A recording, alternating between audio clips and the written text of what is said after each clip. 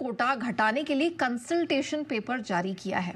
क्या है प्रस्ताव, इसके मायने क्या है, आइए थोड़ा डिटेल से अंश से समझ लेते हैं। क्या कंसल्टेशन है ये अंश? ये कंसल्टेशन जो है वो आईपीओ के रूल्स को लेकर है। तो यहाँ पे सबसे पहले तो मैं ये बता दूं सेबी ने स्टडी क्या किया है। तो सेबी ने ये स्टडी किया है कि जो बड़ा आईपीओ होता है वहाँ पे कुछ दिक्कतें आ रही है, क्योंकि जो रिटेल का कोटा है वो लगभग 35% का है। यहाँ पे इनका कहना है कि अगर 5,000 करोड़ का आईपीओ है तो यहाँ पे ऑलमोस्ट 7 से 8 लाख रिटेल एप्लीकेशंस चाहिए रहते हैं। वही अगर 10,000 करोड़ का आईपीओ है तो यहाँ पे 17-18 लाख से ज़्यादा एप्लीकेशन चाहिए रहते हैं।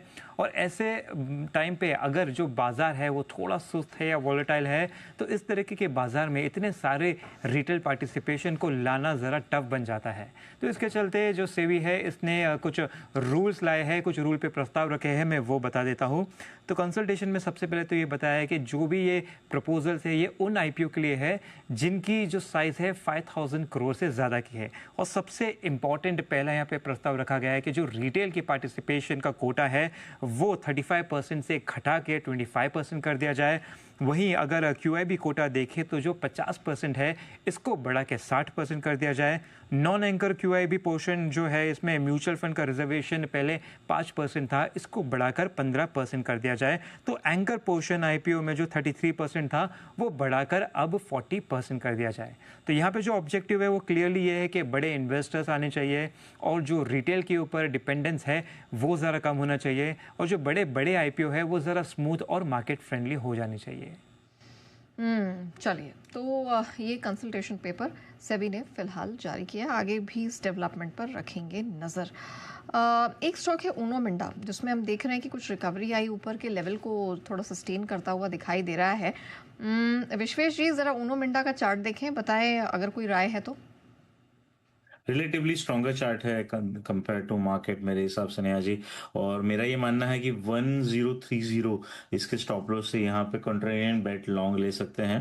हालांकि बहुत बड़ा मूव एक्सपेक्टेड नहीं होगा, लेकिन कंपेयर टू द मार्केट जिस तरह का है मुझे लगता है यहाँ पे 1075 तक के हम कंजर्वेटिव टारगेट अपसाइड में एक्सपेक्ट कर सकते हैं। तो definitely stronger chart than the market.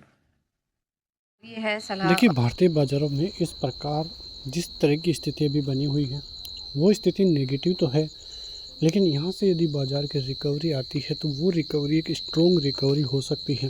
क्योंकि यदि कल यानी कि सोमवार को यदि भारतीय बाज़ारों में गैप डाउन होता है और 600 का स्तर जो है नीचे की तरफ जाके फिर से इनिशिएट होता है, ऊपर क्लोजिंग आती है, वो भारतीय बाज़ारों में ख़रीदारी का एक बहुत ज़बरदस्त मौका साबित हो सकता है। क्योंकि पिछली बार भी आपने देखा कि 25,000 के लेवलों पर भी बाज़ार ने एक बार ट्रिप किया था, और वो ट्रिप यदि फिर से होता है तो वही रिकवरी वहाँ से आएगी तो वो ऑल टाइम हाई और 27,000 तक की रिकवरी देखने को मिल सकती है। और एक यही चांस है कि भारतीय बाज़ारों में रिकवरी आए, वरना यदि 500 का स्तर आता है तो वो दिक्कतें फिर भारतीय बाज़ारों को देकर जाएगा और भारतीय बाज़ारों के लिए और भी नीचे के स्तर और करीब 25,200-250 के लेवल्स भी देखने को मिल सकते हैं। और यदि एक बार 25,250 के लेवल टूटते हैं तो वो भारतीय बाज़ारों के लिए बहुत ही ज़बरदस्त नेगेटिव खबर हो सकती है। वहाँ से भारतीय बाज़ार का जो पूरा सेंटिमेंट है वो नेगेटिव होता हुआ दिखाई देगा और फिर भारतीय बाज़ारों के लिए एक बड़ी दुविधा साबित हो सकती है। अमेरिकी राष्ट्रपति से दिए गए बयान के बाद भारतीय बाज़ारों का हालात जो है थोड़े बिगड़ते हुए दिखाई दे रहे हैं, लेकिन अभी भी इंडिकेशंस इतनी नेगेटिव नहीं है कि भारतीय बाज़ारों में कोई बड़ी गिरावट देखने को मिले। भारतीय बाज़ारों के लिए नेगेटिव यही है कि Q1 के नतीजे ख़राब है, FIS की ज़ोरदार सेलिंग है। ये दो सबसे बड़े कारण हैं जिसकी वजह से भारतीय बाज़ारों में इतनी ज़बरदस्त गिरावट है और रिकवरी की कोई भी इंडिकेशंस नहीं है। 7 अगस्त से टैरिफ लगना है, बांग्लादेश का भी इतना टैरिफ नहीं है, पाकिस्तान का भी इतना टैरिफ नहीं है, लेकिन इंडियन बाज़ारों में यानी कि इंडियन गवर्नमेंट के लिए ये एक नेगेटिव खबर देखने को मिल जाएगी, जिसकी वजह से भारतीय बाज़ारों को काफ़ी ज़बरदस्त नुकसान भी आने वाले दिनों में उठाना पड़ सकता है। इसके इम्पैक्ट जो है नेगेटिव इम्पैक्ट वो अमेरिकी बाज़ारों के लिए भी नेगेटिव है और भारतीय बाज़ारों के लिए भी नेगेटिव है। तो अब देखना ये है कि क्या अमेरिकी राष्ट्रपति के लिए कम किया जा सकता है टैरिफ या नहीं किया जा सकता है। तो ये बड़ी खबरें भारतीय बाज़ारों के लिए जो है सोमवार के लिए रहती हुई नज़र आएगी। और उसके अलावा कोई भारतीय बाज़ारों में रिकवरी का कोई बड़ा ट्रिगर देखने को नहीं मिल रहा है जिससे लगे कि कोई भारतीय बाज़ारों में बड़ी तेज़ी देखने को मिले। आप बाज़ार के चाल देखोगे तो Nifty reality, Nifty defence, metal, PSU, media 3 से 5.5% तक की गिरावट और लगातार 5 हफ्ते गिरावट का मूड माहौल जारी है।